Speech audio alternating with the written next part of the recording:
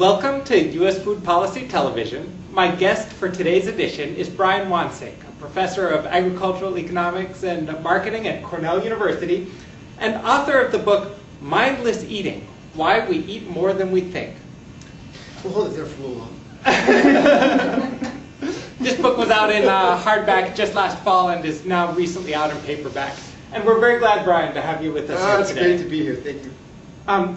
First, tell us a little about this highly esteemed award that you're here in town to receive. I understand you're one of the recipients this year of the Ig Nobel Awards. The Ig Nobel Prize in Nutrition. Yeah. Right. It's for something we call the Bottomless Soup Bowl. Published in a really great journal. But just a little bit of background about this before I tell you exactly what it was. About 4 years ago, I was living in France, and we did a study with 150 Parisians and asked them, how would you know that you're through eating dinner?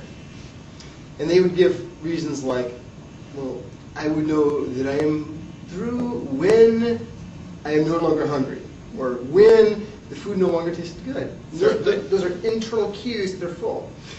We translated the same questionnaire and then gave it to 150 Chicagoans here in the United States and asked them, hey, how do you know it? You're through eating dinner. And they'd say, I'd know I was through eating dinner when, number one answer, my plate was empty. Number two answer was when everybody else at the table was through. The third answer was when the TV show I'm watching is over. So all external cues. So with this bottomless bowl, tell us what happens when those cues are misleading to you.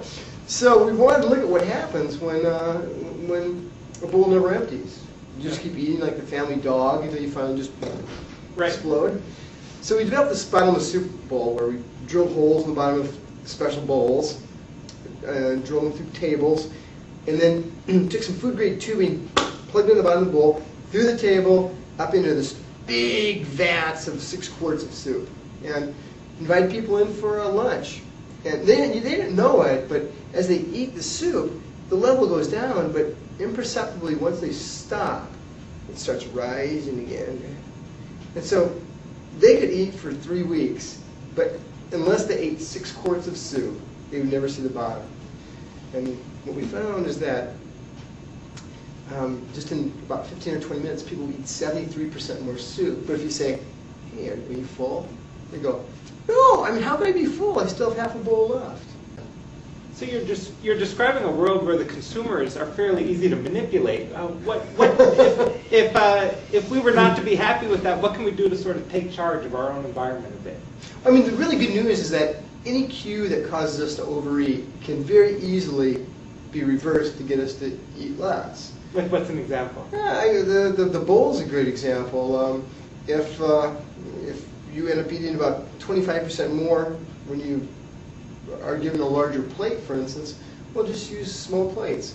Instead of just seeking knowledge, we can perhaps change the cues that are sort of in place in our own home. At some points, you describe a grandmotherly character who makes even decisions that get the family to eat more perhaps than they otherwise would, and those are some of the things we could change. But what about when we're outside of the home? What about in restaurants? Or I have this impression of the marketers of restaurant food as being some of the cleverest people in managing cues to perhaps get us to make choices that we wouldn't really want to make if we were thinking about them. Well, we find some really strange things happen in restaurants. If you look at we just did a recent study, what we call the McSubway Project, where we examined, is it healthy or less healthy to eat at Subway than McDonald's? Yeah. Well, most of the world would say it's less healthy, but what we end up finding is that when people eat at what they believe are healthy restaurants, there's this huge health halo that surrounds the restaurant that casts this bright light on anything at the restaurant, whether it be the cheese, the mayonnaise, the oil, the cookies, and the potato chips, leading somebody eating at a restaurant like that to be more likely to order side items. And then we also found is the average person in our study ended up eating 22% more snacks if they ate a same calorie Subway sandwich as a McDonald's sandwich. So when you go to the grocery store, you're not fooled by those products that sort of have this halo effect, that market themselves as being nutritional. That doesn't mean it's necessarily so. Oh, yeah, that's exactly right. And it's really hard to not get fooled because, you know, we all have way too much going on in our life to like focus and say, must not be fooled by that. Must not overserve into large plate. Right. It's a whole lot easier to just get rid of those things so we're not really that tempted by it. So as a reader, I learned more about these tools for managing perceptions and managing how much people eat than I'd read anywhere else. A lot of this was really eye-opening.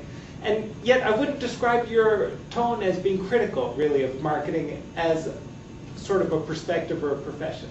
Yeah, no, I'm not. And in fact, I think it's actually something that is it's necessary, and it does exist. But most things can be good and can be bad. I mean, most people think that mom's a very good, nutritious cook. Well, in some cases, mom is a good, nutritious cook, but in a lot of other cases, she does a lot of things that aren't that nutritious for us.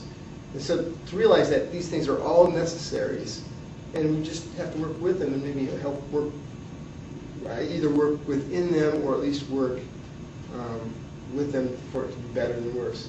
And another theme of the book is that you recommend making personal changes to manage your environment more than you focus, I'd say, on policy changes. Things like changing what advertising people can make for health food that might be misleading, or changing what's advertised to kids. Those aren't major themes for you.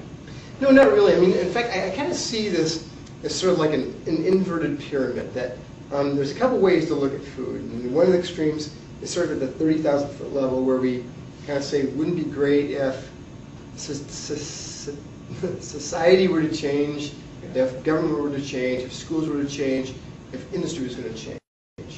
Well, you know, that's an okay perspective, but first of all, it may not be tremendously realistic, and if it does take place, it's going to take years and years to do it.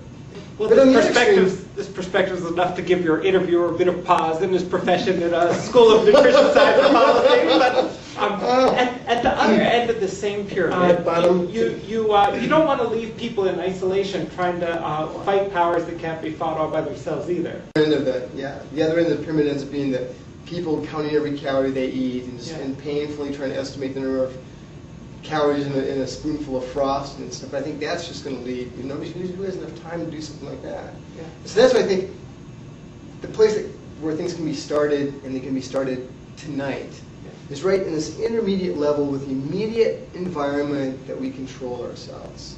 That's making changes at home. It can be making small changes in the areas where we can influence things and have an influence immediately.